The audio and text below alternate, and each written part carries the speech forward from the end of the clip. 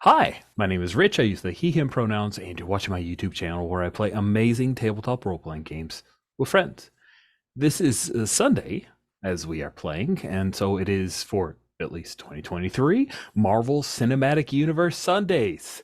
Disney, please don't sue me. This is a work of satire or parody. We are just playing in the sandbox of the Marvel Cinematic Universe using different tabletop RPGs to play around with those cool toys that we enjoy.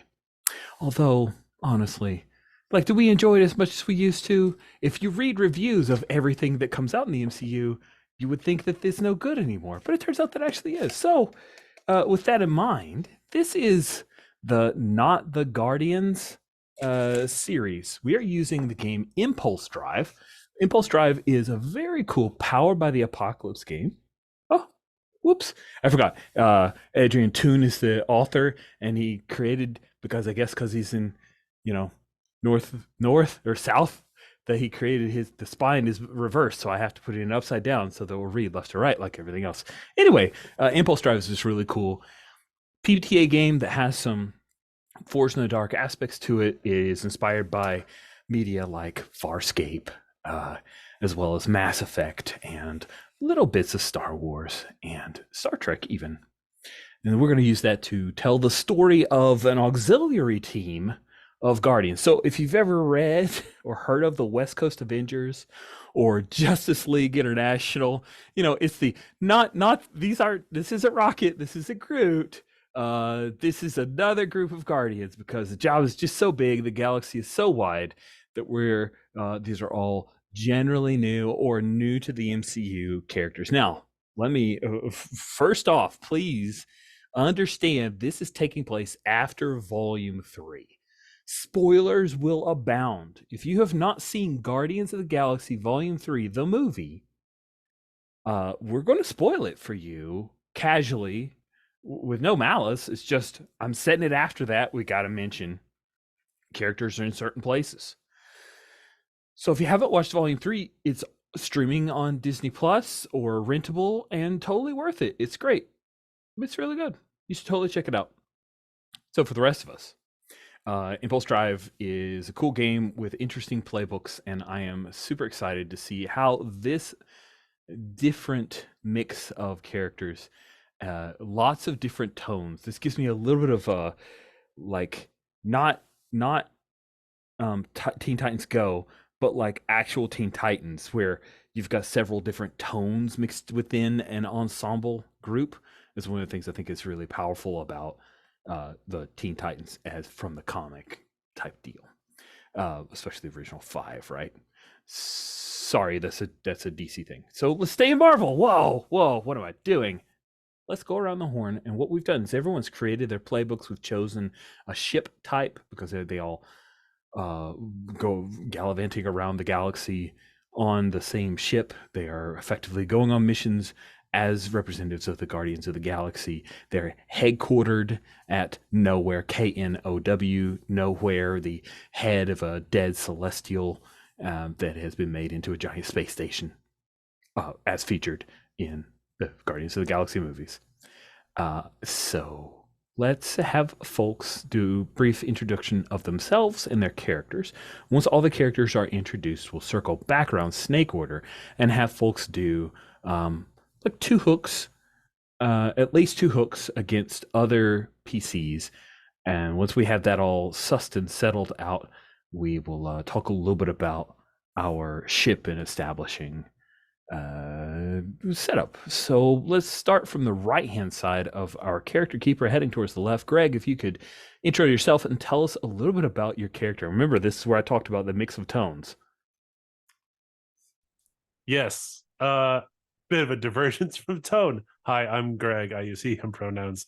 I will be playing Sir Balin. Our lovely British player may correct me on my pronunciation on that. From Arthurian legend. Sir Balin is a knight of the round table. Yeah, right. So Greg did a little deep dive on some top 10 list of unexplored areas of the Marvel universe that the MCU hasn't touched yet. And the Knights of the Round Table are apparently there's some Marvel comics out there about that.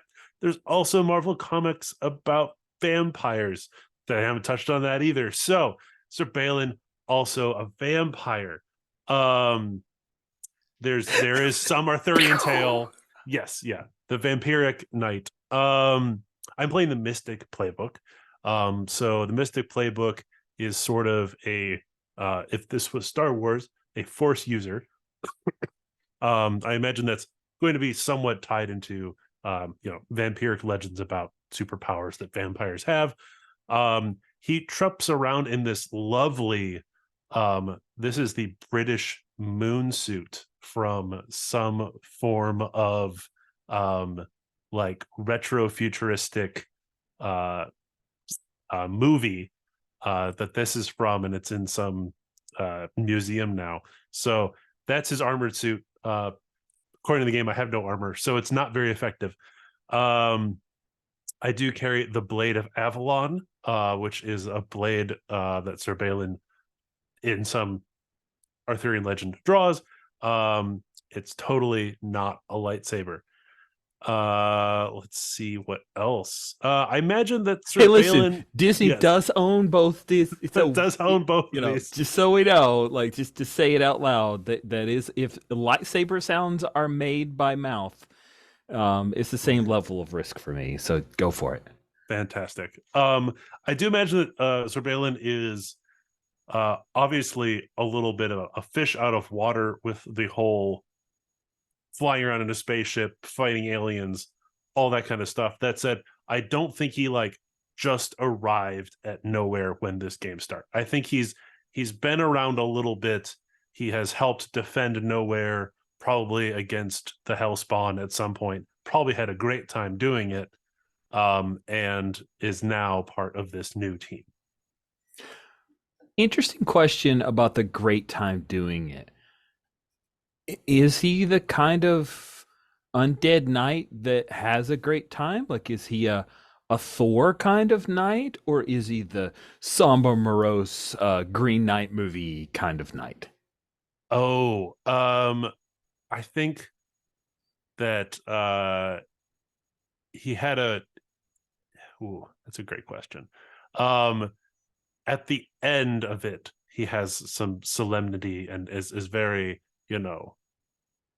more of the Green Knight. But in actual combat, he's a bit more of like Drax the Destroyer, is enjoying the fight for it, and then at the end is like very sorrowful that he had to fight. He exists in a duality. Love it, love it. And then is he a blood drinking vampire? An energy? Like, do we want to discover that in play, or do you have that in mind? I think it is more of a blood drinking vampire kind of thing, but I imagine it's more What We Do in the Shadows kind of vampire. That's the campy level that I'm going for on the vampirism side of things. Okay, cool. So we're not going for a White Wolf personal horror. No. We're not also not going for a White Wolf superheroes in trench coats, or maybe more a little more of that than the first. Okay, cool. Delightful, delightful. Thank you so very much, Greg. Next up in our right to left is Stephen. Hi, my name's Steven. My pronouns are he, him. Today I'm playing Bug, whose pronouns are also he, him.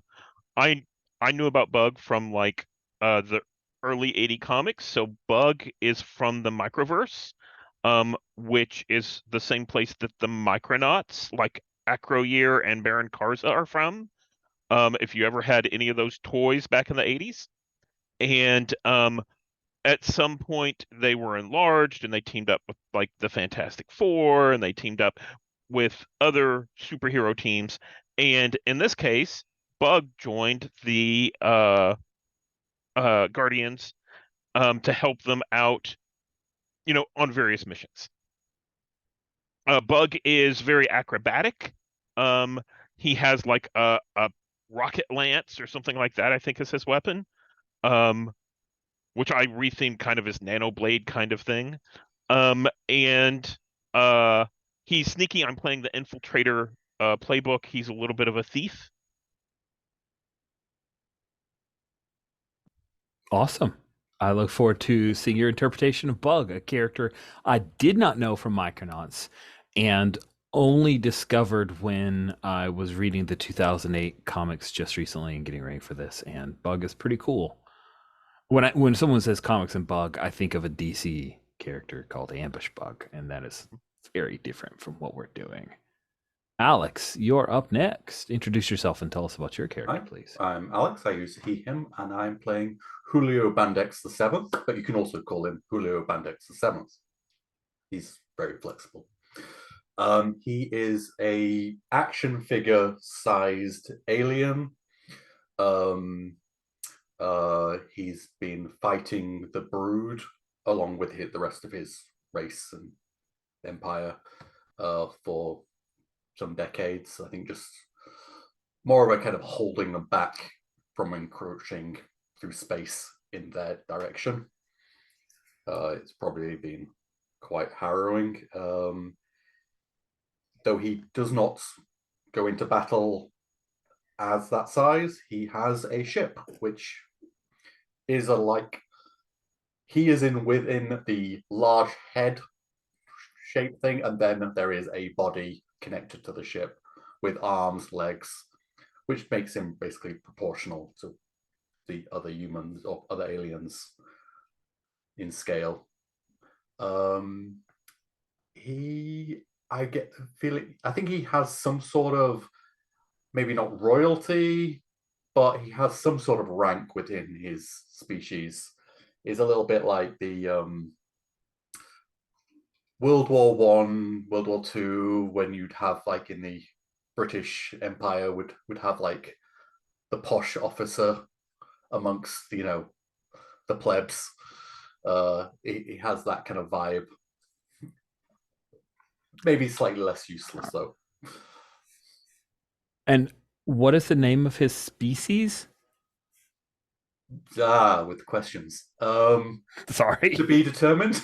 The TBDs. Are there other TBDs on Nowhere? Imagine so. I think yes, there are, because I think he wanted out of the. I think he's done a few tours of service on the front lines.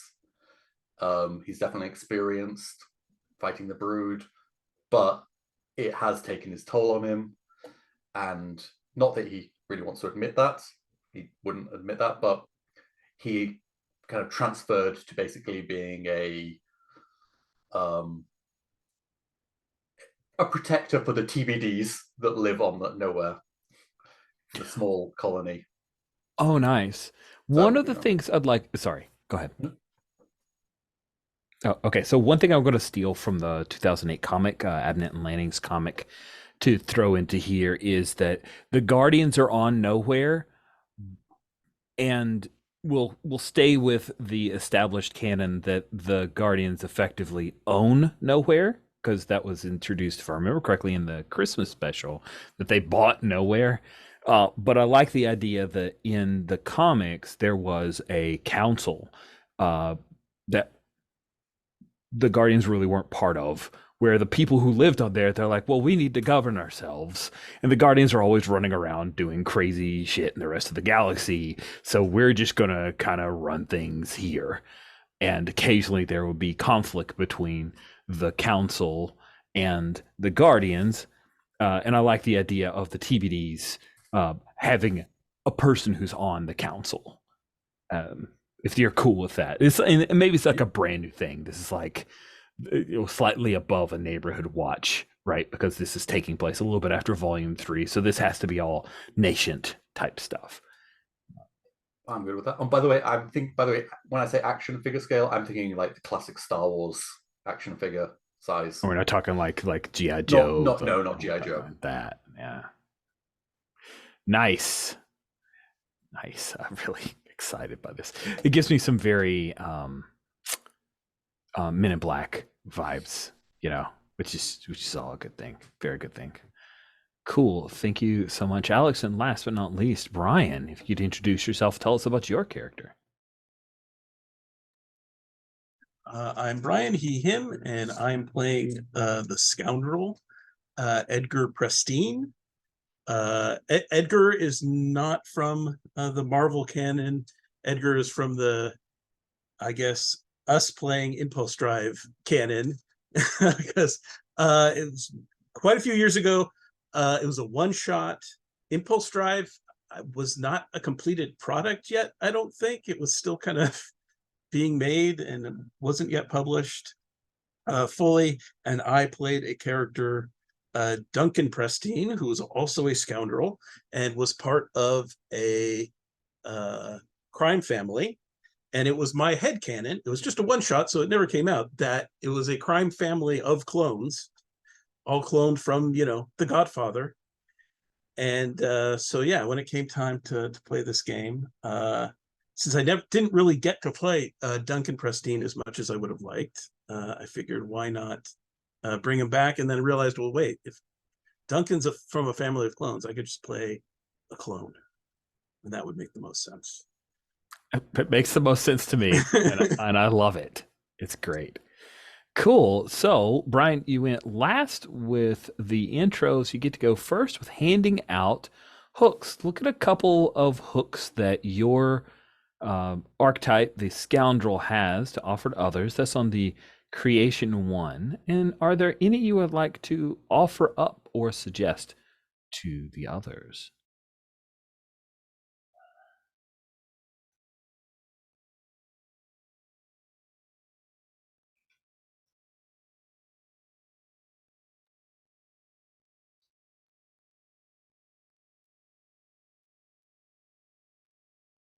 You're muted, Brian.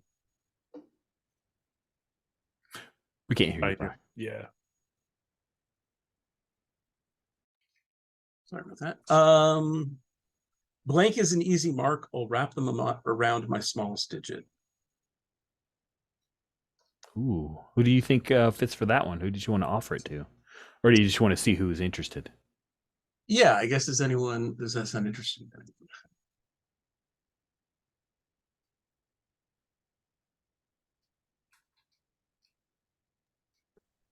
I think Sir Balin is probably the most naive. Really? After all this time? That's a question I was going to ask. Yeah. Is there been some sort of stasis or time wibbly wobbliness, or has he just been alive since Arthurian times? I think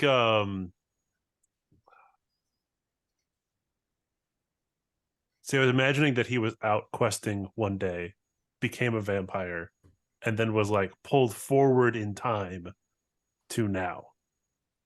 Oh, wow. Or like slumbered for a time, or yeah. Oh, I love the idea of coffin floating through space. Yes, until it's just like hooked up by some. We totally have this like homage to Aliens, where this like dun, dun, dun, they come in, they like wipe off the coffin. What the hell? Oh wait, it looks like he's undead. We won't be able to get any scrap. I'm at least naive to the ways of space. Nice. okay, sounds good. Did you have another hook you were interested in, or do you want to pass it to the right?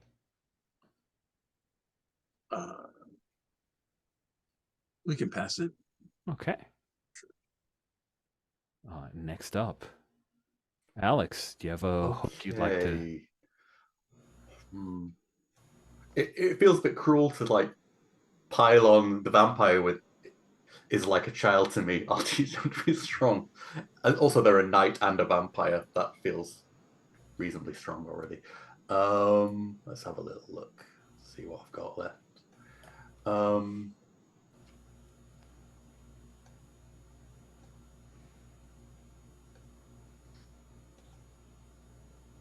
Ooh, is anyone interested in somebody's morality will make them hesitate at the wrong time? When they do, I won't.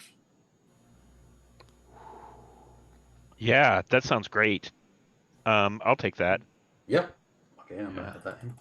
Let's get a little context. What about Bug's morality do you think will cause him to hesitate? Stephen, what do you think Yeah. is a thing that would cause Bug to hesitate? Um, I I don't think Bug. So the impression I'm getting, correct me if I'm wrong, um, uh, Alex, Yeah. the impression that I'm getting is that so Bug would very much be, I don't want to, I don't want to hurt this person or do this thing or take this little thing out for the greater good because that makes that stuff bad. And I got the impression that Julio Bandex, the seventh, would absolutely be like, "Oh no, this is the best for everyone, even Yeah. if we have to squash this person."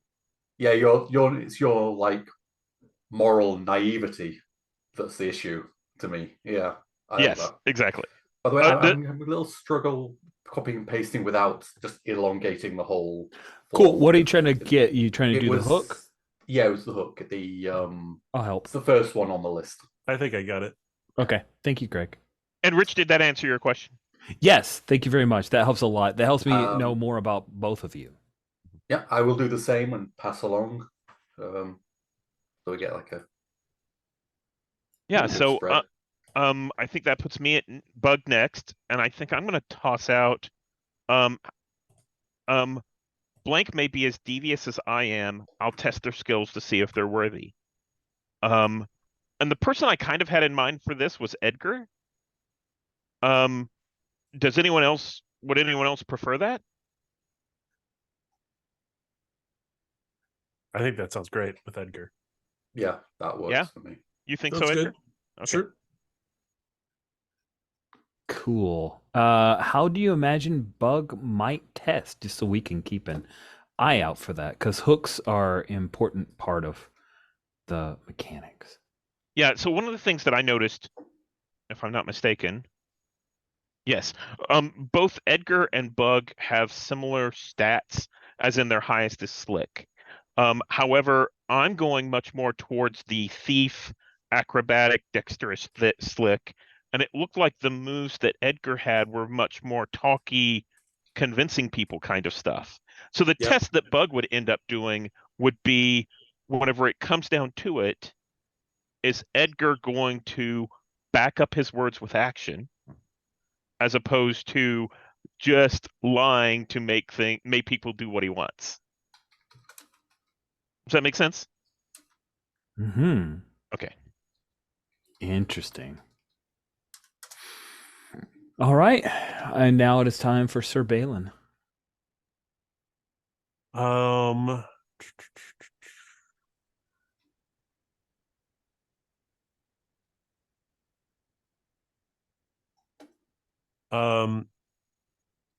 thinking this for Julio Bandex the seventh. I will teach Blank that not every problem can be solved with violence Ooh. as That the works for me. warhorse. Yeah, that Delightful. Yeah. Um, try being diplomatic with the brood. Let's see how far it gets you. oh, that's good. That's good. Like, I does already anyone see need this. to know what the brood are? Yeah. Do you know what the brood are? Do you, Me as a Greg, know? player, no. Does Surveillance? Probably not. I looked it up real quick. It looks Yeah, like basically they're kind Zerglings. of K.H.R. Geiger aliens-ish. They can take people over too. So that's Yeah. another. I think they They're can... Zerg. Got it. Yeah. Or are Zerg. Oh yeah, yeah. Bruce. That also, yeah.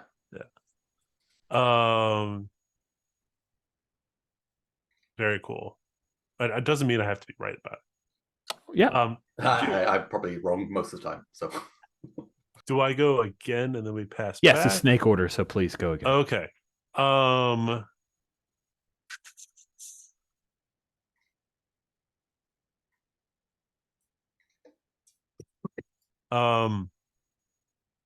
Okay, I'm kind of torn between Blank is a soulless killer that threatens our safety. Blank needs to see that. I love ones that tie in to a big Hearts of Wulin feels there. And then blank has a destiny. I must make them see and commit to it. I don't know. Is there anything Bug or Edgar could have done that I would see them as a soulless killer?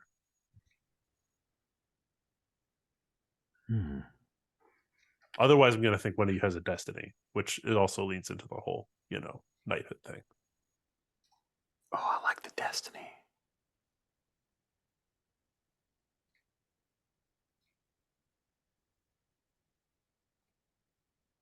Destiny. Okay, Rich has voted for destiny. Let's see. I'm going to volunteer someone else, which is I like the interaction between Edgar's Sir Balin is an easy mark. I'll wrap them around my smallest digit, and you believing that Sir Balin has a destiny. I was saying that would definitely. Yeah. Okay. I love it. Makes sense. So, oh boy, what do I think is your destiny? Yeah, is it a good destiny? Is he a reincarnation of someone from the Knights? Oh, thank you, Rich. That's welcome. perfect. Reforming the round table. Yeah. How long does this string of clones go back? Oh. Oh. If a certain cheekbones of someone I knew once knew. Yeah.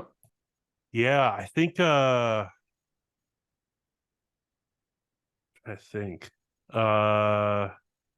mean Lancelot would be a very easy one. Or do I actually see, like, if I saw you as like the next King Arthur? I don't know. You could leave it vague, and we could let whatever happens in the game tell you which knight it's. Let's I know leave it a you're little one of vague. them. Like that would be fun. Cool. Gives you All some right. freedom to Passing interpret on as you now. go. All right, it is handed back to Steven. What's your second hook? So I'm gonna toss out blank's past paints a target on our back. I'll make them leave it behind. And I'd like to toss that out to Sir Balin. And I think that's your vampiric past. Okay. Okay. Do you blame me for something? I don't think so, but I Okay. don't see much of a difference between the vampire activity and the brood activity. I think that Julio and I should have a shared common enemy. Vampires, they mess people up, right? So do you see Sir Balin as accepting his vampiric ancestry, or In constant conflict with it. is he? Okay. Yes, yeah. Fantastic. It gives me great power, but it gives me great Yes. Perfect. Oh, that's delightful. That's good. Oh, very, very happy. Sweet. Good stuff. Excellent. Alex, what is your next hook? My next, I was thinking, I found one. Where are you? Edgar. Do you think we've seen each other's scars and formed like that secret bond of machismo? Sure. Like I can imagine. I mean, you've got the best armor in the group, so I'd be standing close to you. Yeah. When things are going down. Yeah, and I slightly can imagine, behind, but yeah, I could imagine Edgar being at the bar on Nowhere afterwards, and there being a bit of drinking, and here's the time when my ship got a hole the size of a penny through and nearly took my arm off, and here's a scar on the shoulder. Yeah. Oh, that's so good. No, look closer. Yeah. Look, I'll put the glass there. I'll stand in to magnify it. There we go. Oh, that's great. That's great. Okay, cool. And then Brian.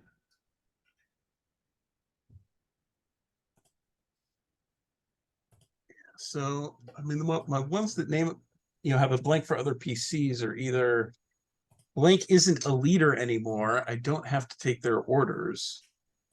Or, well, one is I slept with blank and now it's awkward, but that doesn't really fit anyone in this group. And then the other one is blank and I've seen everything together. We're closer than family. Nothing will pull us apart. And that doesn't really feel right either. If you look to the left and right of the hooks to see them in unused playbooks, and there's one that you feel like fits better. I know I just like made one with you, Edgar. But I quite Mhm. like being I'm not the leader anymore. That, Yeah. All right. obviously, in his service, he definitely thinks of himself as being this. I led troops, and I have this rank. Well, yeah. I mean, obviously, I don't have it here, but I mean, to me, taking that means that for some reason I was under, for some reason, for some period of time, while you were ranked, somehow I was with you for some of that. I mean, I don't know if it implies. I think it's just implies Isn't that a leader I was anymore. a leader at some point, or at least Yeah, I I guess think it of doesn't myself as a say. leader. Yeah, that's true. That's true. Like, it's just I that. do like the personal Yeah. touch that Brian's indicating towards that. At some point, Julio was I think, a leader over. or I was just we met when you were still, maybe you weren't my leader, but you were in that position when we first met. You either got stuck we've- in that conflict against the Brood, or yeah, I mean, chose to. yeah, I was around. I was around. Yeah. Delightful. Maybe you were on a planet that the Brood spread onto, and that was along the front lines of the TBDs and Empire and the Brood. I think it's now just going to be called the TBDs. That's just. That sounds great to me. We need to make up an acronym for that, like the terrestrial. Yeah, we gotta background that hardcore. That is a thing that has to be done. Terrestrial. Yeah, you got to start it. Just keep going. I love it. Does anyone? Everyone has 2 hooks now, which I think is probably enough. But I wanted to check in. Does anyone have a hook that are like desperate to get out there because they thought it was super cool?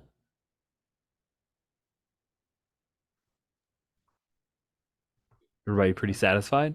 I lost the page, but there are several that are like sort of like self-facing. And I would like to take I'm supposed to be a bastion of peace and wisdom, but I cannot let go of my vampiric bloodlust as a potential complication. Do it. That sounds great. I also took a personal facing one, which is I'm suspicious of everyone and I can't let a secret stay unknown. So I'm going to be telling all your dirt. I have one. I owe an NPC big time for a caper that went very, very bad. Is there an NPC you would like me to? I would love it if Rick Ryder Nova saved your can. So you did something that went bad, and you owe him big time. You cool with that? Yeah, sounds good. Awesome. And to add insult to injury, that is played by Hayden Christensen because I like Hayden Christensen, and I just figure if I'm Kevin Feige, I've already got an established relationship with Hayden. So when he was doing the Obi-Wan thing, I'm like, well, you wanna be in this other Disney Plus series? And Hayden's like, not really. And then I'm like, money? And he said, sure. Okay, I'll do it. In our fake world, like we don't have a writer strike because we pay our people to do their work in our fake tabletop game. And do we also pay the CGI artists and give them reasonable deadlines? We ask less of them because this is a Disney Plus series, but We have All the right. best CGI because it's all imagined. It's true. This is my CGI. I feel Julio is probably done with animatronics. Oh, for sure. He's very I think good. the it's a suit. It's somebody in a suit with then the big helmet that can hide all the animatronics for. Oh, that's great. Yeah. I really, as a Farscape fan, the idea of a little bit of Oh yeah, it's hints and magic It's is Henson. It's the Henson company oh doing hell that. yeah. Oh my gosh, you just screw 3 times Yeah. in my estimation. Anytime he's outside a suit, you get that weird, Kermit when he's walking around vibe, sort of off-putting. Oh, that's great. That's great. Yeah. Let's talk by a the way, little. I just added the one self-facing hook as well. Oh yes, would you add? Drowning myself in wine to dull the scars on my soul. Oh, so tragic. Hence the showing of scars. That's good. Perfect. Does everyone have a self-facing? Brian, did you take one? It's okay if you Yeah, wanna... like beyond the debt to Nova. Oh, it's okay if you don't if there wasn't one that appealed to you that. I'm exclusively attracted to folks who are bad for me. Throw that one there too. Aren't we all? I love it. Great. Okay, we'll call hooks done. Excellent work. Appreciate all that you've done here. I'm going to start moving I'm going to hide creation 1 because that should be all we need right now. So 3, 2, 1, and it's hidden. Creation 3 is our ship stuff. Have you moved everything over? Or we're keeping the moves, right? So, or we haven't assigned moves. So I'll keep creation 3, but move it a little bit further to the right.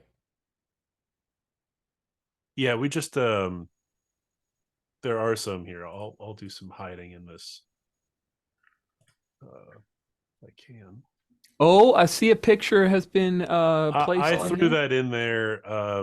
That works for me. Cool. It's a pretty great pick.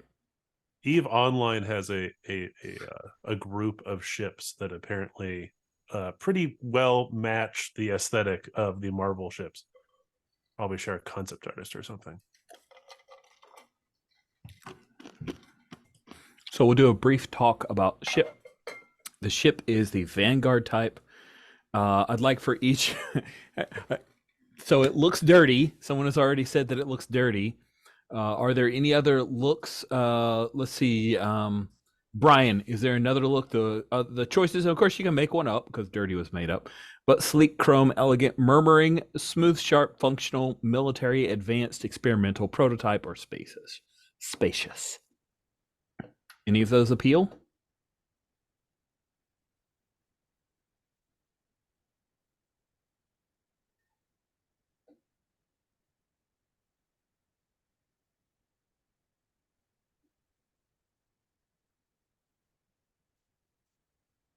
How about prototype? Neat. And then last but not least, we'll get one more look out there. Alex, did you choose dirty? If not, you get to choose it. No. Okay, then you get to choose the next one. And you can make one up. Can you open up? Because I'm viewing through your. Oh yes, of course I can. Oh, it's prototype. We'll choose prototype, and then here you go. Here are the choices.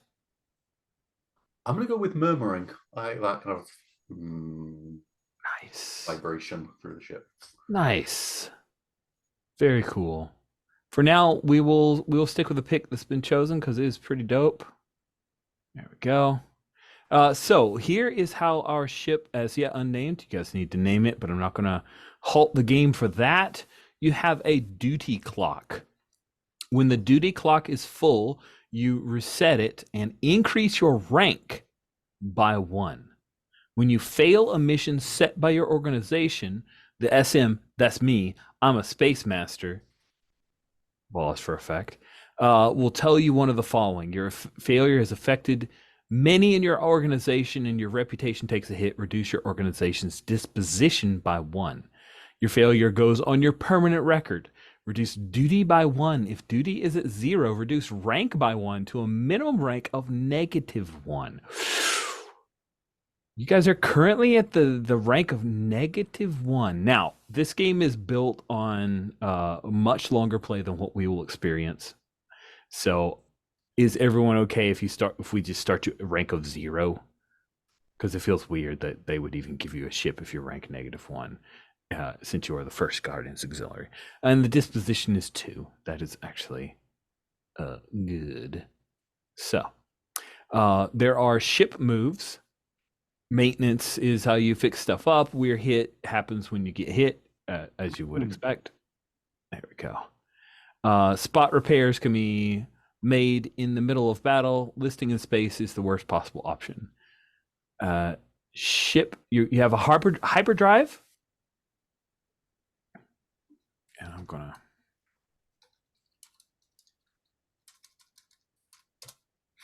You have a hyperdrive. That's pretty cool.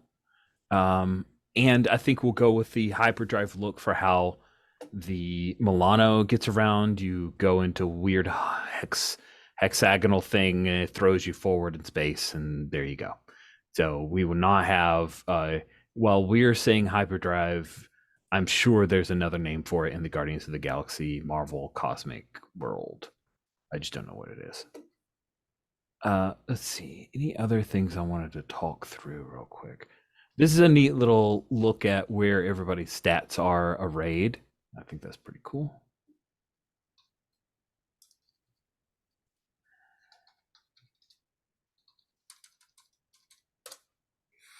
And I guess, yeah, when your mission is complete, you guys will go through some rank, and yeah, you guys have a vehicle bay and crew quarters.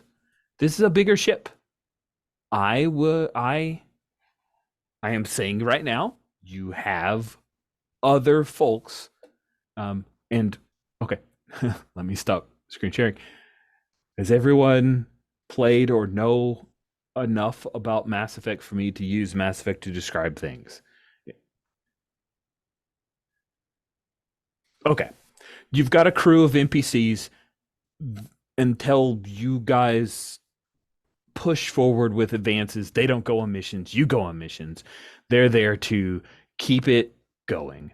And I think they are very, well, just like Mass Effect. They're just people you could potentially have conversations with. And then I will ask, do we have a 10 forward here? Is that a thing we reserve for nowhere? Is there a place where people go to commiserate with the rest of the crew? I think there's a galley, but it's not nearly as large as 10 forward and Star I Trek. quite like I'm just going to throw out the idea of just there being like a port at the back of the ship that's just like, a larger than the other windows maybe. And it's just, you can stand and look at space from there. I think that's great. I like the idea that the crew, like us, have basically pulled in some benches. So this is like a hallway that looks out on this on the star field behind the ship, but we pulled in some benches and maybe set like a little table there so we can have break time. That's fun. It's just a little corner of the ship that's just got a view, and it's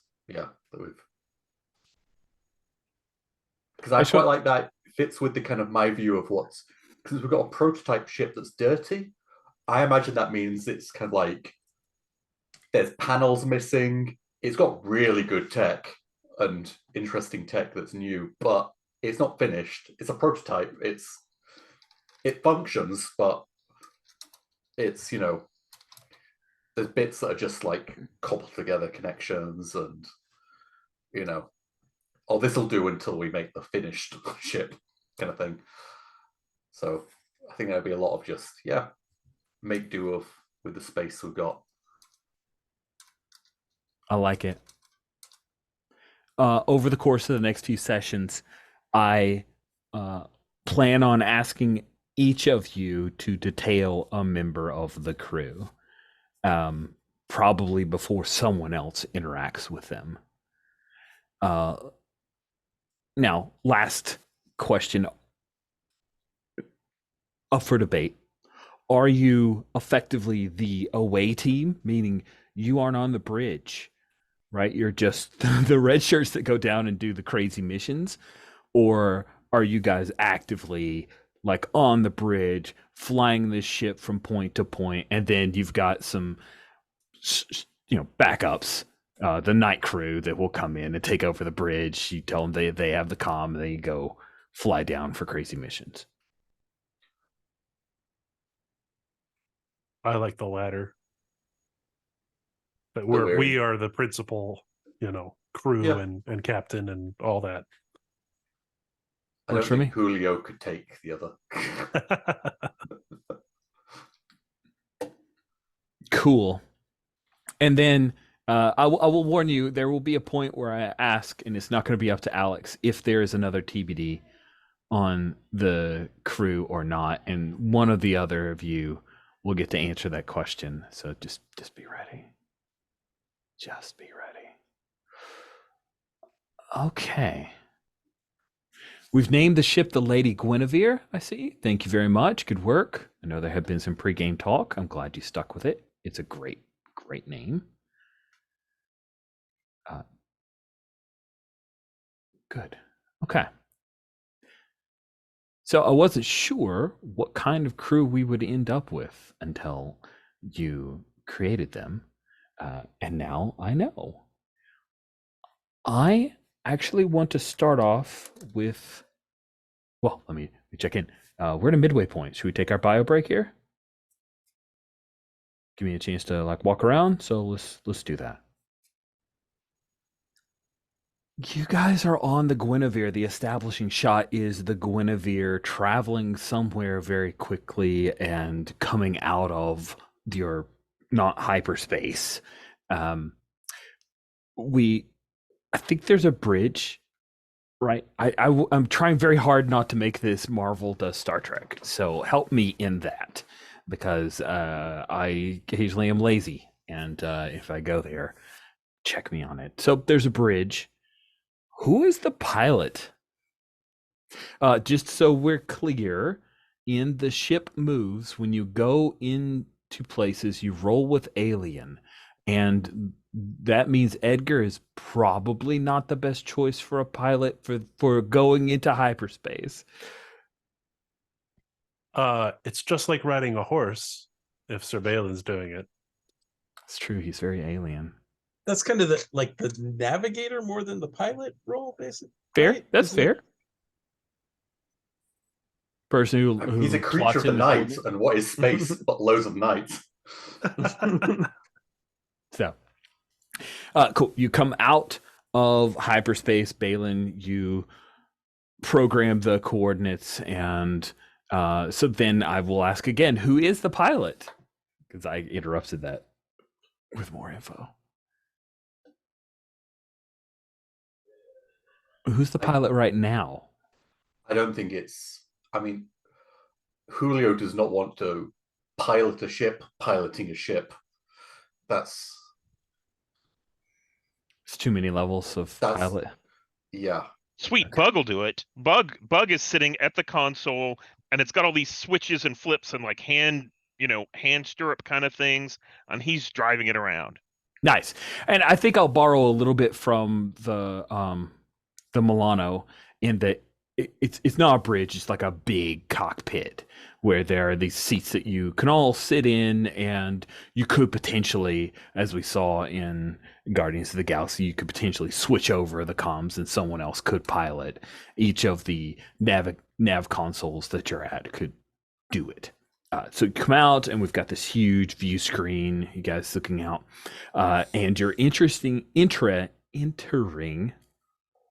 a recent asteroid field because you are tracking down a distress beacon that's been thrown out by someone who is friendly to Nowhere and the Guardians. So now I will look at the maps, and I will ask Bug, which of the empires has the Skrull, the Kree, or the Shi'ar? Which of those empires is this coded signal call for help aligned to. It's the Shi'ar. I want to see them on screen. Yep. Nice. So the Shi'ar Empire, very bird-like folks. They are an avian descended humanoid race of extraterrestrial beings from the planet Chandrilar. Cool. So as you guys are coming close, you see a wing is the first thing that you see is floating, free floating, and then you see all this debris, and you see a Shi'ar warbird that has obviously been tracked down and hammered with multiple missiles and probably lasers. It is listing in space. The engines are dead. You do see a little bit of the light, but they're all colored red because this is MCU. So we use color to know, oh, they must be in trouble because flashing red lights. So yeah, that's what you see. You've come upon this is where the signal is coming from. What do you do? It appears their cart has been upended upon the road, Bug. I'm gonna say, absolutely. And I flick a little switch, putting the Guinevere into like a not orbit, but like a holding pattern. And I'm like, we need to get over there right away, and see if we can't, if not rescue anyone, then maybe salvage what's left. Delightful. We can do a quick star wipe to people in moving across. Ooh. Do you guys want to find an airlock and try to belly up to, or are you going out in encounter suits and jetpacks because Marvel Cosmic? I think Bug wants to go out in a suit. Yeah, I've got my suit right here. It's true. Is that your encounter suit? So, So good. Sweet. So then we have the like spacey music because it's a not Guardians of the Galaxy. Oh man, I really should have queued up more like 70s rock, and I now need. We have to pause the game. Space trucking. Space trucking. Space Truckin' is playing as you guys are floating, and everything's slowed down to show you like floating in space. But we hear the there's no sound in space, but we still hear Space Truckin'. We also hear the low like sound of your jet packs. Julio, what is it about your encounter suit that is perfect? It's like better suited than anyone else's for this particular. I mean, my suit was built for space combat against the Brood. I am always ready for space combat. I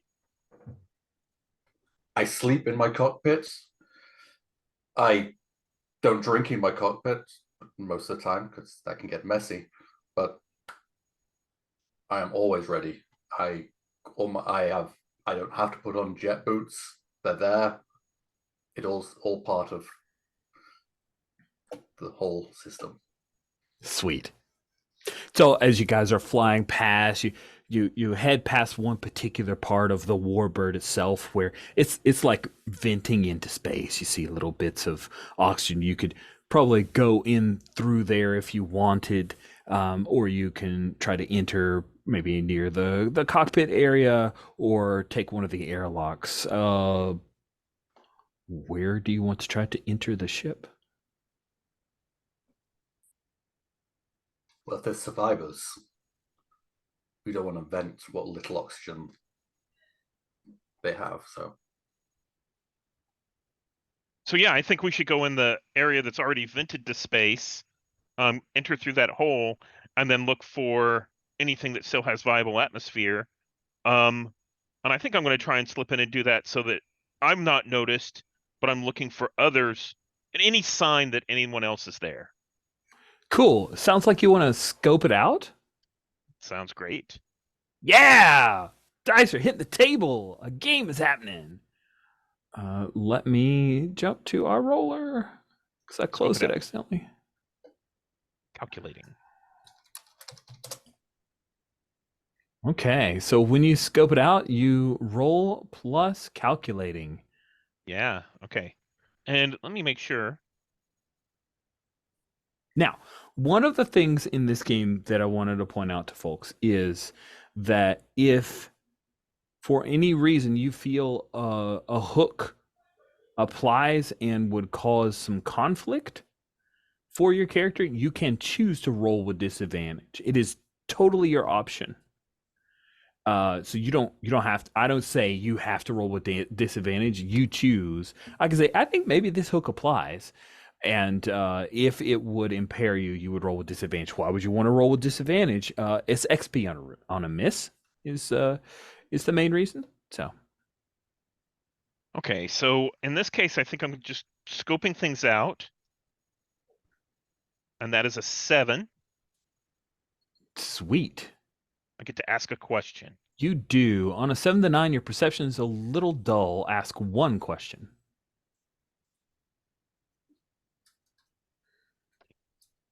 I guess I'm going to ask, where is the best way in or past without venting Atmo? Great. So the best way in past without venting Atmo as you guys are coming closer is the airlock. The airlock. That's what it's designed for. Is to be as long as you can key it in and being bug. I would imagine you would expect to be able to do that. You can force the airlock to open, then you can go in, shut that, and cycle, and you're in. And there's an airlock here. Yes. Yes. Oh, okay. And the Shi'ar are not hostile to us. Is that correct? They are friendly to you, as friendly as an empire can be. Of course.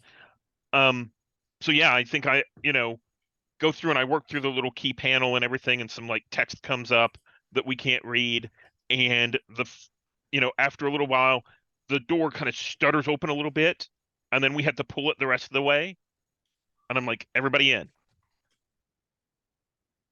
Nice.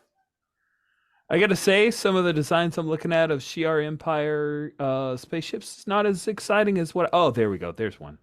A Jot class warbird. Oh hell yeah! This is what I see in my head. Like I was seeing this. Maybe I read this comic. I don't even know. But this is what she looks like. Pair of big ass engines in the back. Got this crazy blade look to the side. It is a large ship, but nowhere near the size of your Vanguard. The Lady Guinevere is 3 times the size of this particular Hijat class warbird. So, there's part of me, you said hurry up, and I want to make people act quick, but I think I will just say you get in.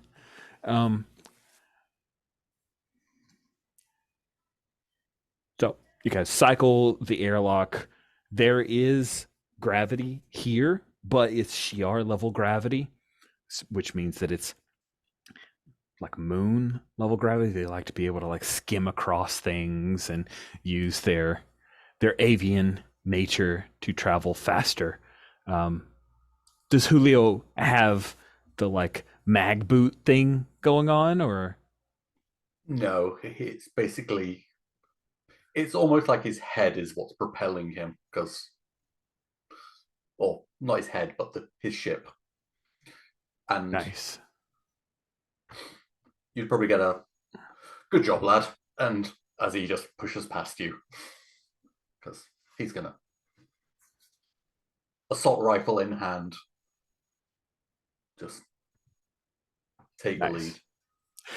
You guys enter through the other half of the airlock. Oxygen's here, or breathable atmosphere is here, and you notice that like things are just gently floating, and you see that there is it's again, if you don't know what the Shi'ar are, don't worry about it, but they have funky hair. So you see a guy who looks a lot like this. He's wearing the like blue and silver uniform. He is floating just a half a foot above the deck, and there are little droplets of Shi'ar blood. I don't know what color Shi'ar blood is, but we're going to say it's purple. And it's just like these purple, and there's a splat across the wall, but he is very dead. So I'm going to say this counts as probably hostile territory because something's killed something that's friendly to us. I have one of my signature moves is when you use your gadgets to prepare for an incursion into hostile territory, I can ask some questions. So Ooh. this is me investigating a little bit. I'm going to move around, look at the body, look at what kind of weapons might have caused this. That sound good? That sounds amazing. Let's engage with that. Okay, I'm going to roll to see what happens. And that's a 12. I ask 3 Nice. questions.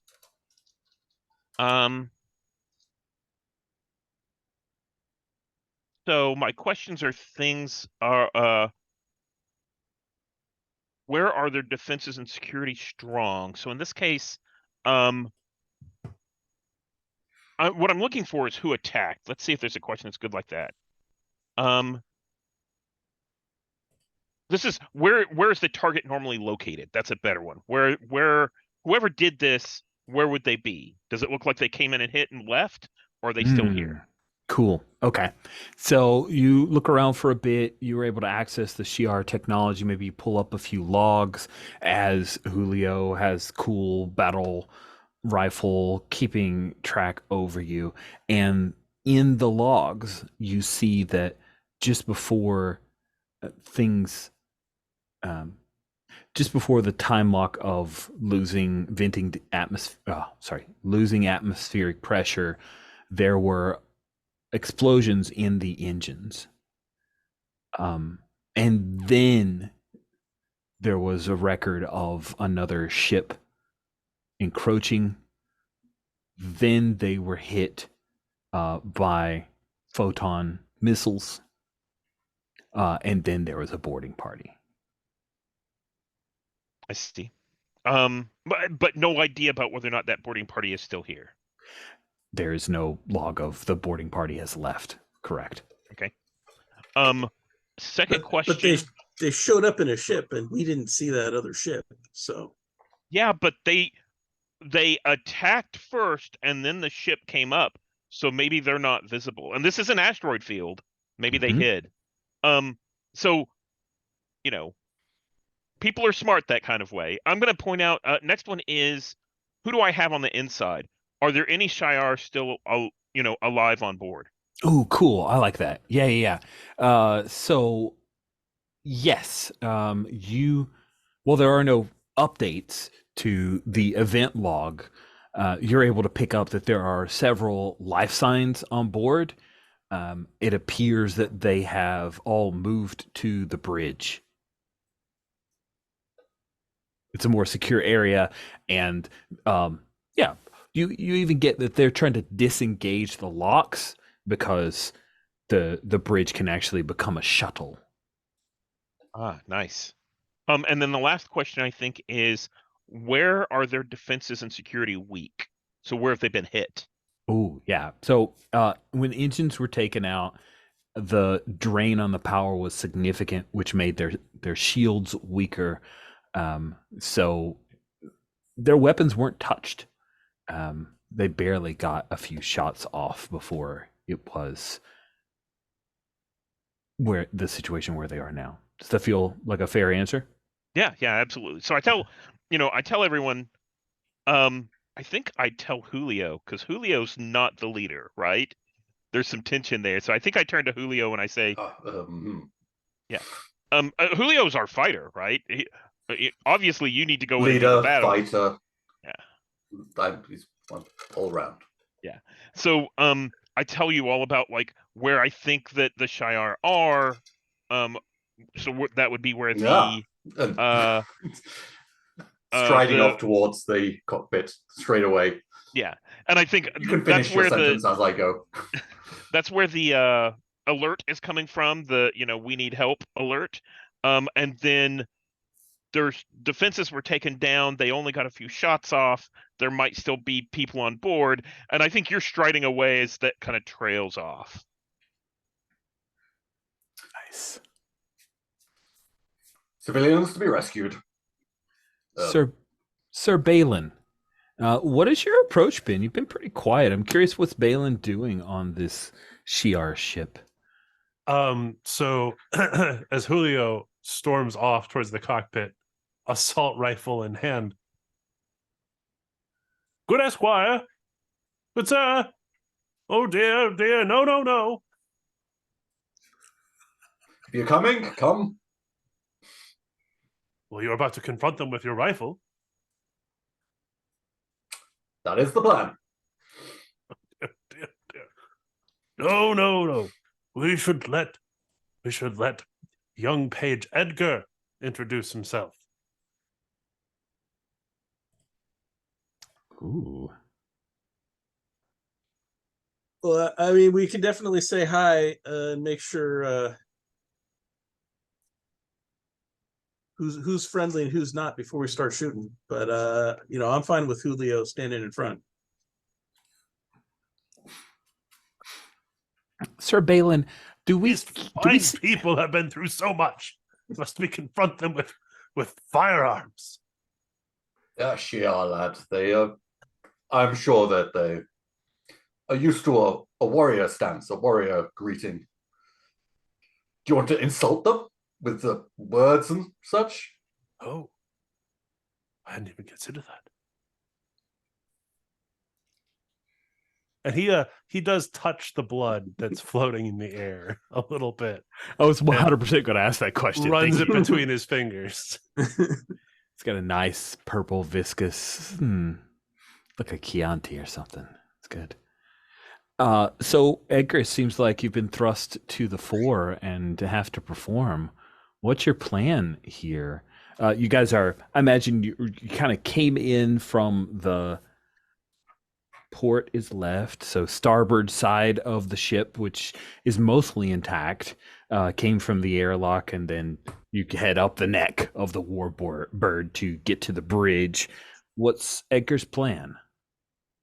I mean, the sooner we can talk to any survivors and find out from them what's going on, the better we'll be, because we're kind of in the dark as far as like exactly what is going on. So Excellent. So you're just going to lead them straight up, I think and Julio's going to like bang on the door and then just like, well, if we're doing the words, just gesture to Edgar. nice, cool. So banging on the door as the crew. I imagine you guys aren't like just standing in a row, but Balin and Julio are probably near the front. I would imagine.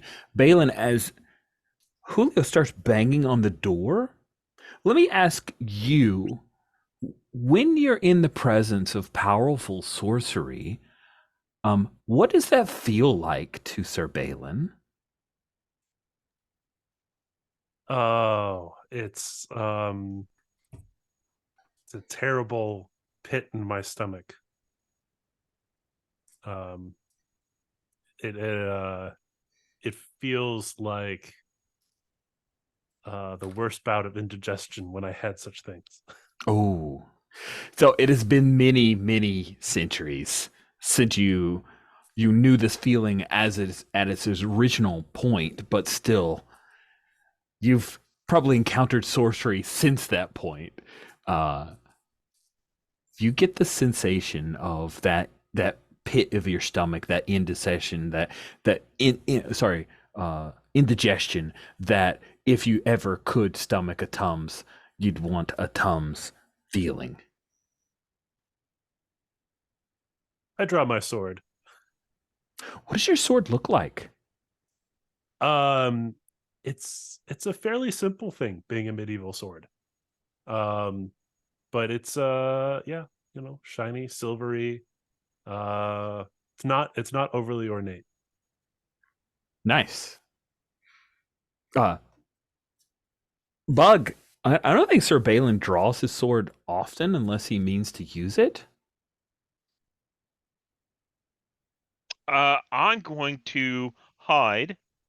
I think because I'm in this suit, it's not really grav boots, but it's like, something that would allow me to connect, to the floor, but I'm going to walk up the wall. So I'm going to be out of position up above, around the corner of one of like the, hiding behind a bulwark or something. Nice. That's awesome. Wait, Sir Balin, you might spot like a slight raise of a wine glass to your drawing of your sword. And by the way, Julio made a lie about not drinking in his cockpit. Awesome. Cool. So Edgar, there's a big knock on the door. It seems like you've been appointed the greeter, like at a Walmart, but in space. How are you handling this? People are getting nervous. Weapons are being drawn. Things are being drunk.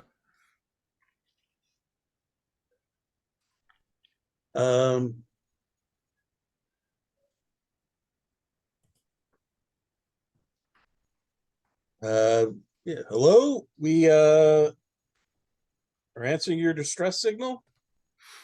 Nice. There's a moment and then a crackle over the loudspeaker. It echoes throughout the halls where we see other Shi'ar bodies. Oh, thank the Great Eagle. Because Rich doesn't know enough about the Shi'ar like religion, so the Great Eagle is now a thing that they say. We didn't do enough research here on Shi'ar, evidently, before we threw him in. I think they I think they might actually have a thing for the old Phoenix Force. Oh yeah, Big part of that. they do have kind of awesome. They might possibly worship that. Oh sweet, awesome. Thank the Force. We can get away with it. Sweet. Thank the Force. Oh good. You're the Guardians then? Hold on a second.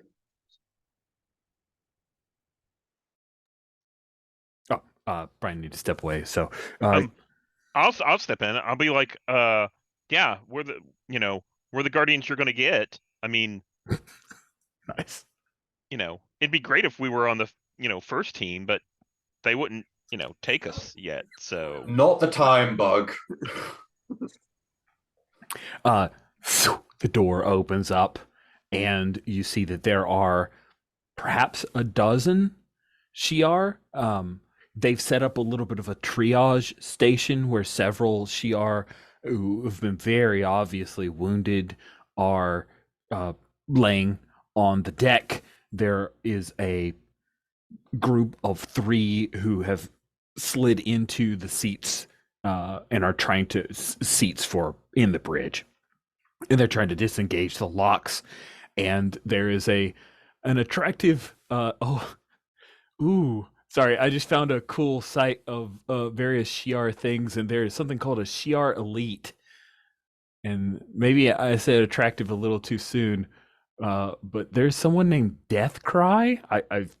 My X-Men lore on Shi'ar is a little weak, but I think you have to run into this person because someone of this look, Shi'ar Elite. So she has a tail and a bunch of weird tribal tats and some really big 80s hair in a Wolverine style. And she has a blaster pistol that she, as the door opens up, she's got it aimed at the lot of you. So we have like a little bit of true romance, like standoff there between Julio and his awesome blaster rifle and her blaster pistol. She peers. Where's Star-Lord? oh, he's off pissing away, like he normally does. Very well, then where's Gamora?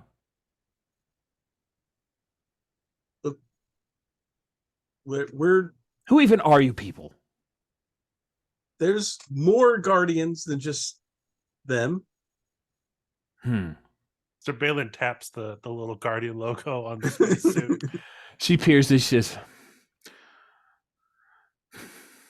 mind your P's and Q's. And she steps out of the way. We have several of our crew who've been hurt.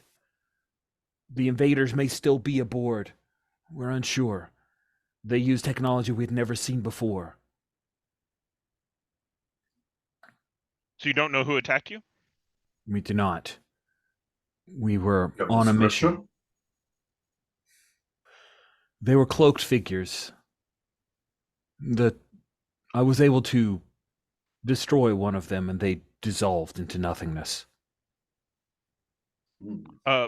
Bug gets on the comms back to the ship and tells them to distance themselves until we call them, because there may be other hostiles in the area, and go on full alert. Excellent. So, Greg, Mhm. the person who answers on comms, are they human or not human? Meaning, Oh, person on your ship on Guinevere. yes. It's our Asgardian refugee. And I need a Norse name generator. It's delightful. We have an Asgardian.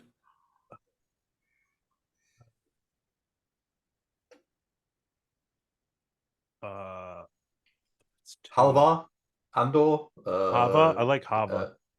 Halvar, Halva. Halvar. Haleva. Yeah, Haleva. Is Halo, is that a male or female name? that's a male name. Okay. Oh. Halavar says, good. We're too close to the asteroid field. We've already taken a few light hits.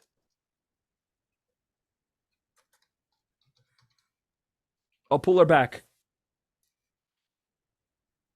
And then the ship, the Guinevere, will start pulling back from the asteroid field and getting clear of the field. So now I must name our Shi'ar elite. Oh man. I'm just going for it. The name of this particular image that I showed you is someone named Death Cry. That's a hilarious Shi'ar name, so this is Death Cry. I'm Death Cry. Curio Bendax the Seventh. Pleasured. Of what? I've never seen your kind. Fine. Although perhaps I guess it would be easy to overlook you. The TBDs have fought the brood to a standstill for decades. What's a Shi'ar ever done except for piss around with the Phoenix Force? The greatest power in all of the galaxies? I think we've done a And where's great the deal. Phoenix Force now? I apologize. A heated moment. I mean no insult. I'm Edgar Prestine. Do you know why they attacked you? What they were after? You ask her the question and she brushes it off. I have no idea. We were on a peaceful mission. This is a warbird. It was loaded with teeth with weapons. We were on a peaceful mission. We were taking supplies to an outpost. And then you notice that she's looking at you, like sizing you up, Edgar. Are you marrying material? She thinks to herself.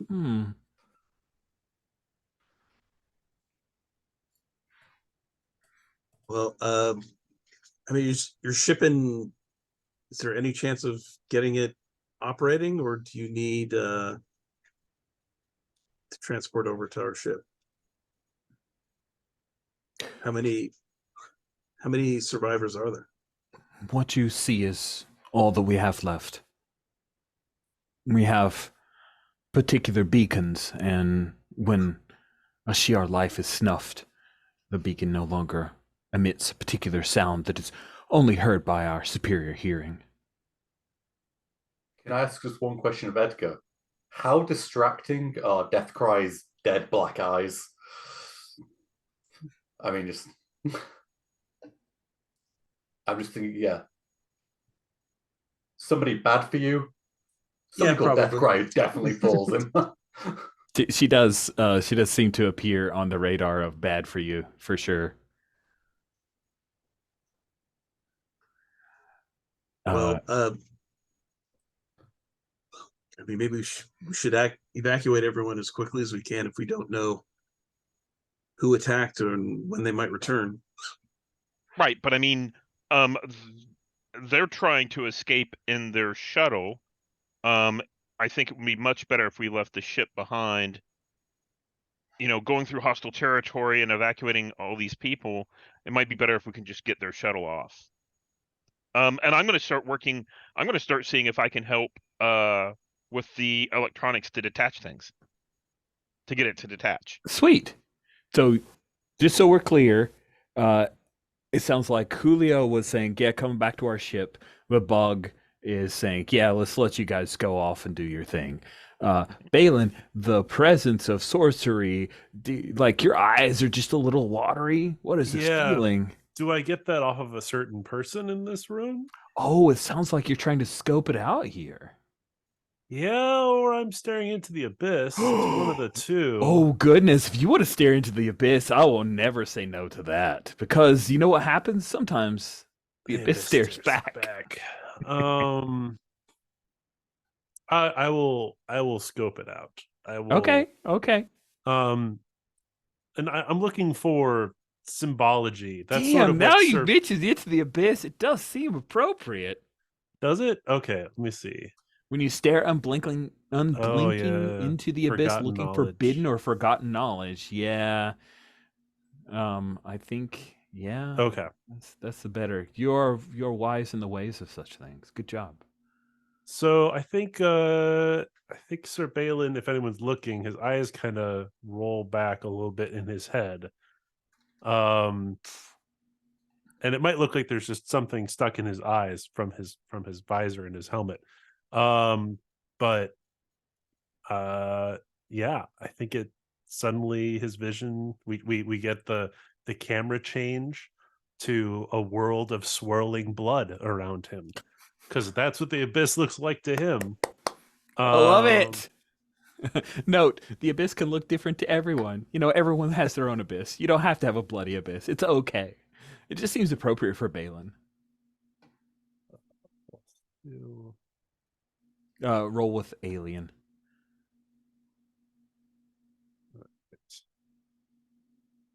That's a 9. A 9er. Sweet. On a 10 plus is one thing. On a 7 to 9, you can ask, and the abyss will answer, but it is hungry. The Space Master. That's me. We'll ask 2 questions from the abyss stares back. Lovely. So yeah, I will who is the locus of this unnatural magical force that I, as a locus of unnatural magic force, also feel? Nice. How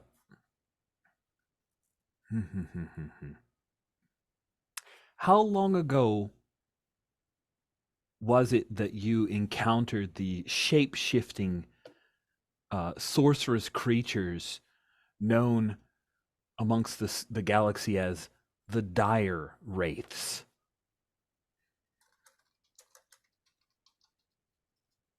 Oh, the ones I would normally call like, trying to think my bad D&D knowledge. What's like a shape-shifting changeling? Yeah.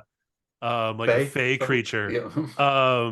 Or like, what is it? Oh shoot, a mimic. Doppelganger? Yeah, mimic doppelganger. That's, yeah, it was a long time ago in my travels as a knight in Sir Arthur's court when I came across a doppelganger.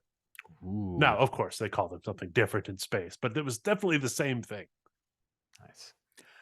One of the wounded is a doppelganger. Oh. And now I get to ask you 2 questions. No, you know which of the wounded. It is a wounded female. She has more pips on her little thing, so she must have some kind of rank. And you're able to catch, like, she's feigning being wounded, but it just seems a little too alert. And then there's just something about when you stare into the abyss that you get that, oh man, this is a doppelganger. So now the abyss stares back, and the question that I ask is, in what ways is your character's mind and soul vulnerable? There's all of this blood around. Like, there's a lot of blood. This is a medical ward. It's a nightmare. Nice. Nice. Yeah, that's great. Oh, that's so good.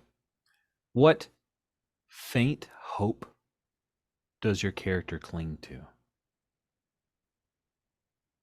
Ooh. Uh, it's this blood vision, right? Um, and I'm I'm heartened that although I have no heartbeat, the heartbeat of my companions is steady and calm. This is not a crisis situation for them. We are calm and prepared. Nice. Your trust in your friends is your weakness. Is that it's delightful. Love it. Love it. Okay, Bug.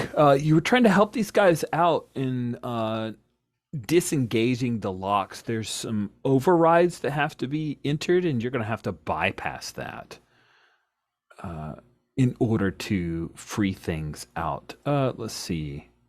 What is a good move for such a thing?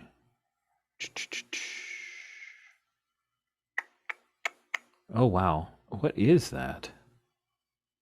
Share expertise, act quick, depending on whether or not it's something that's dexterous or something that's knowledgeable. Are you an expert in this kind of stuff? Like, could you? I think it's more dexterous. I don't think. I mean, I can probably patch things up and, that kind of stuff. Maybe I have some experience with technology. I like share expertise. I think slick Okay. and acting quick. This isn't necessarily a must do this super fast kind of thing. So let's see you roll with calculating. Oh, just as a heads up, there is a help move in this game is bundled within some other things. So if you want to help somebody with a thing, you actually need to engage lean on me, and then within lean on me, you can give someone advantage on their next roll. So it has to be before the roll. Yeah. Okay. Bug, I shall cover you. As you Oh, hey, Balin, by the way, mark a stress. Feels appropriate. Awesome. So Julio, were you going to help, and did you want to roll that? Yes, I would like to roll that. My stalwart is, I think, quite high. So that's 7. Okay, on a 7 to 9, you do what you can do. So you're supporting his efforts, Bug's efforts, and you get to choose one. You can give him advantage. You can relieve some stress for him, or you aren't pushed to your limits, or exposed to danger or complication for your efforts. I will give advantage. So, Bug, you focus on that. Okay. Worry not. Fantastic. So I'm going to roll 3d6, and you pick the best 2. 6, and my calculating is a 1. Nice. So that's going to be a 9 plus 1 is 10. Ooh, beautiful. So on a 10 plus, not only do you do the thing, but you get to ask a question related to the topic, and I will give you a useful answer or ask you to make up the answer. Okay.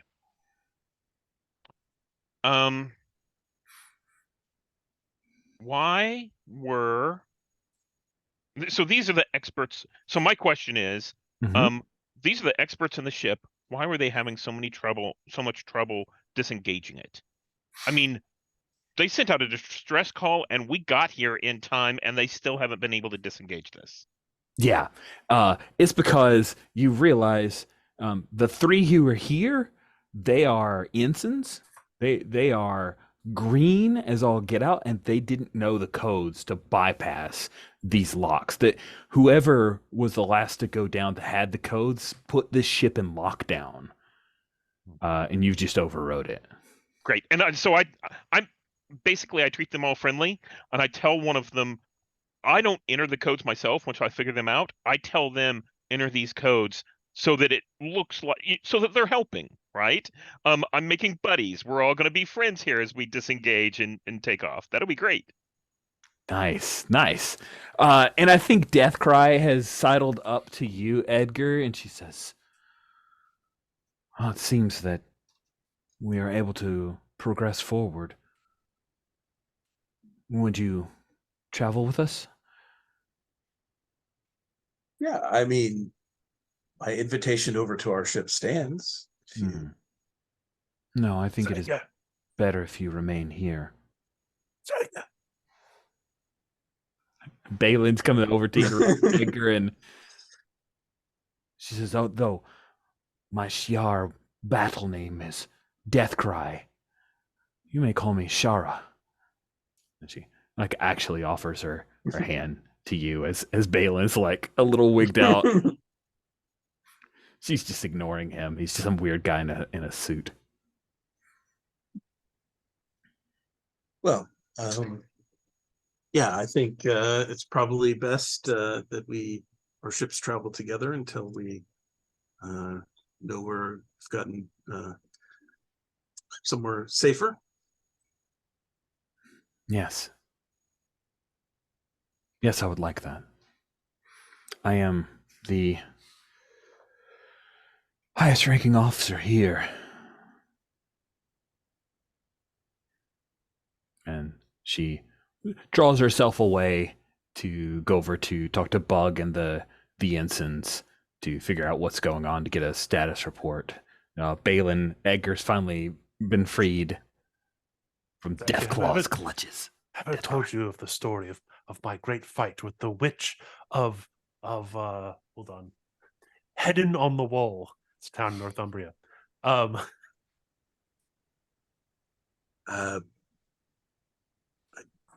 don't know. Have you? No, probably not. Sir Balin is always confused about what stories he's told who. I've never felt a presence quite like it until just now. And he gestures over at the wounded, not wounded person. Mm-hmm. There's a great dark force. Two streams of blood flow in that one body. That one is not as they seem. We should not leave in this tiny capsule with all of these people and that dark force. And that's probably about the time that the thing disengages. Is that? Yeah. Chunk, chunk. As the shuttle starts taking off, and a couple of the ensigns, like, they give each other, it's not a high five, it's like some kind of avian thing where they like come close and the little weird thing. And Bug does his best to mimic that with his, 3 fingers. Oh yeah, they love you. I mean, they think you're great.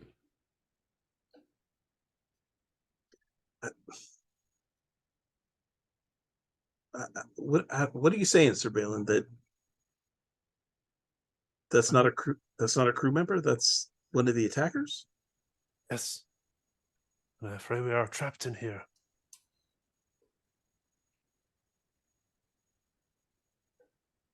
You sure? By Arthur's blade, or something else like that. Oh, that's awesome. God damn, you're serious.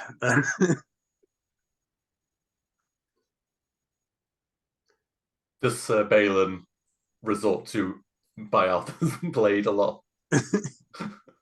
So we all know what it means. It's that or Merlin's beard. It's probably. Oh, sweet. You need to throw out some Merlin's beards. I'm just saying. Okay. That's good stuff. Sweet. Oof. There's a part of me that feels like that is the perfect stopping point, but it's a little on the early side. How do you guys feel?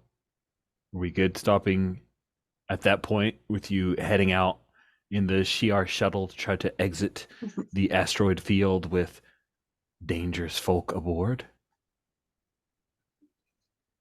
Is okay with that? It gives us time to do whatever your equivalent of stars and wishes and things. I guess. Does. My equivalent is Stars and Wishes. That's the Excellent. equivalent. That works. Okay, cool. Then I think we actually have end of session stuff, if I remember correctly, where we talk about the hooks. We do. So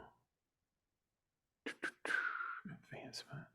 Here we are, cliffhanger. When you reach the end of an episode, go through the following. Each player takes a turn reading through your hooks, and if at least one of the player's hooks impacted events or the character, then that player will mark XP. So let's start with Brian and Edgar Pristine.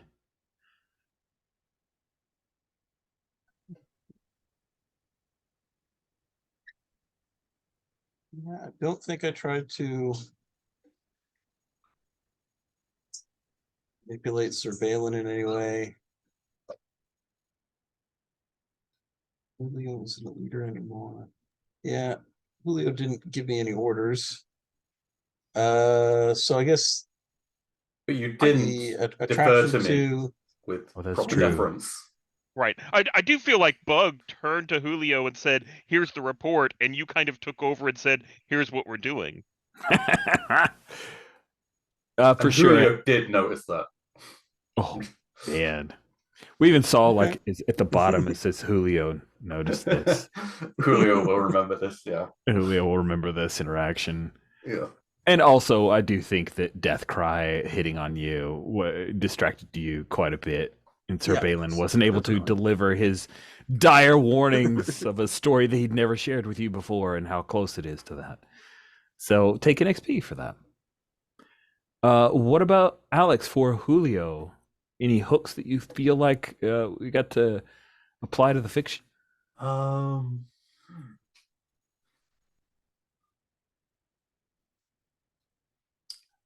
If I'm allowed the wine one. Sure. That was a cute. He was definitely. There was a moment of spotlight of him drinking on the job, so. Mm-hmm. We'll definitely bring that in later to punish you, but not right yet. Yes, I'm good with that. And then Stephen for Bug. I don't know that I see anything. Let's see. Edgar being devious, I haven't seen any of that. I was suspicious that there was someone on board. Yeah, I did. I felt that. I felt like that was motivating you, getting in good with the ensigns. Mhm. So I think yes on that. Okay. And then Greg for Sir Balin. Didn't exactly see it on screen, but I went to Edgar because if I go to Julio with the information I have, he's just gonna shoot them, and that won't end well. It's true. It won't. And I'm trying to, retroactively fit it into some sort of destiny for Edgar, but yeah. I'm into it. It was our first session, and I think Okay. that's appropriate. I like it. Then let's say you've got it, and then we move on to the next part of Cliffhanger in our moves, special, and calm. So ask the following questions and answer them as a group. Did you complete a mission or a contract? No. Wait, yeah, not quite. It feels weird though, because it was a abbreviated game session. But okay, did you learn something new and important about the universe? Yes. I freaking hope so. Did you make a new enemy or thwart an existing enemy? I don't think we've thwarted anyone yet. We took a prize away from whoever attacked the dire wraiths, yeah. Mm-hmm. Okay, yeah. I like that. Yeah. And we've met this faker that's in the cockpit. You certainly have. Hmm. I think that applies as a yes. I hear enough. There was a big moment that hinged on a crucial role. What was the one where someone helped? Oh, that I was helped. Julio. I stood guard as you, so you wouldn't be bothered. While we made the disconnect? I Yes. just asked because, usually whenever there's more than one person who go after something, that seems like an important pivotal moment. Was disconnecting important? I think finding out that what that magic stuff was more important. That there was a Oh yeah, alien among yeah. us. That I would say. I Yeah. would count that one as. All right. Then that is 3 yeses. You get a XP for each yes, so 3 XP for everybody. So I now have to, and I'll do this after, but I'm marking burns and ticks and all this other stuff. Don't worry about that. Did anyone roll a failure? I don't think anyone did. We didn't have many rolls. I got a 7. That was That the is lowest not a ending. 6. So there you go. Cool. So that's the end of the mechanic stuff. Now we do our normal stars and wishes. We start with wishes so we can end with stars. Who'd like to kick off with wishes?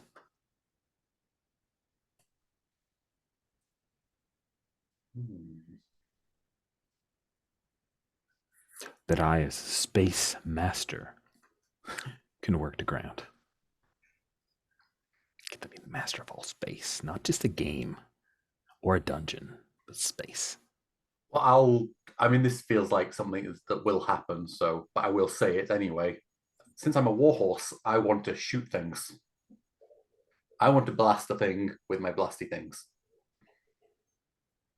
For sure. Without a doubt. Who else got wishes?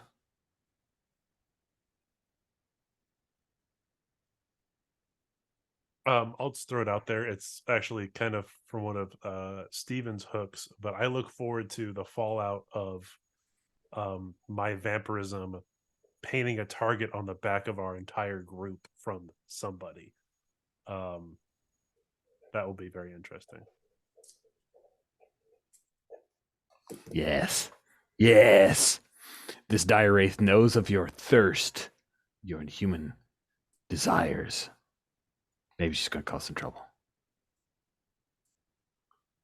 I'll go next. I'm going to turn a star into a wish, which is you brought in the dire race, which is another toy line, right? So I'm enjoying all these toy line. So, more of that, please. Yes. Oh, don't worry, friend. Okay. I brought in the dire wraith specifically for another reason, that it's also toy related. And I just want to say I can't help myself, and if you hate me for it, I'm sorry. I'm gonna do what I'm gonna do. So Brian, any wishes?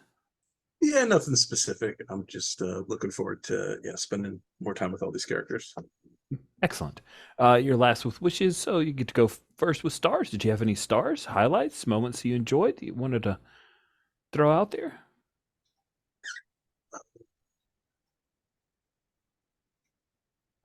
Yeah, I mean, again, nothing specific. But yeah, a bunch of great characters, and yeah, had a good Fantastic. time. Looking forward to more.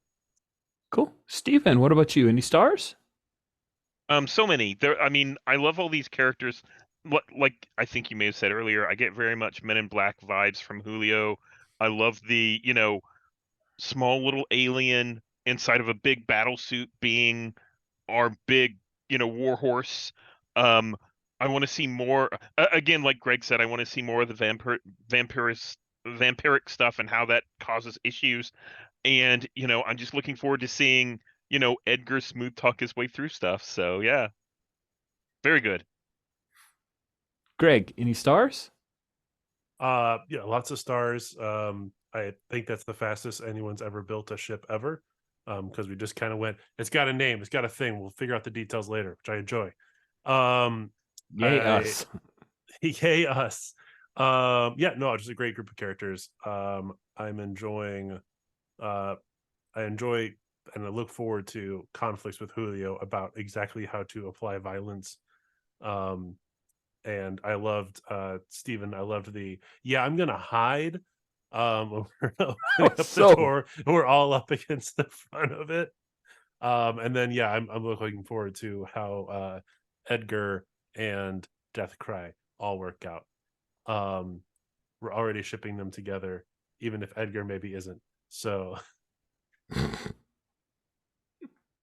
Yes, there's going to be Edgar Deathcry fanfic out there. I mean, it's a casual thing, you know. We're not serious. Yes, of course we're not serious. Stop Of talking about being course. serious. I just want babies. So excellent. And then Alex. Yeah, I mean, ditto for everything everyone said already. I also really want this burgeoning romance to, you know, I think those kids are going to make it. I really like Sir Balin's kind of timidness to the character. I really like that kind of you know, suit of armor. He's a vampire, but it's like, oh, there's this kind of like nervousness which I really liked. It felt a really good juxtaposition to the, you know, that powerful knight with vampirism. Yeah. Yes, I agree. You guys have created some vibrant and interesting characters. I can't wait to see how great you are as guardians and also how bad you are at your jobs. Alternatively, at the whim of the dice.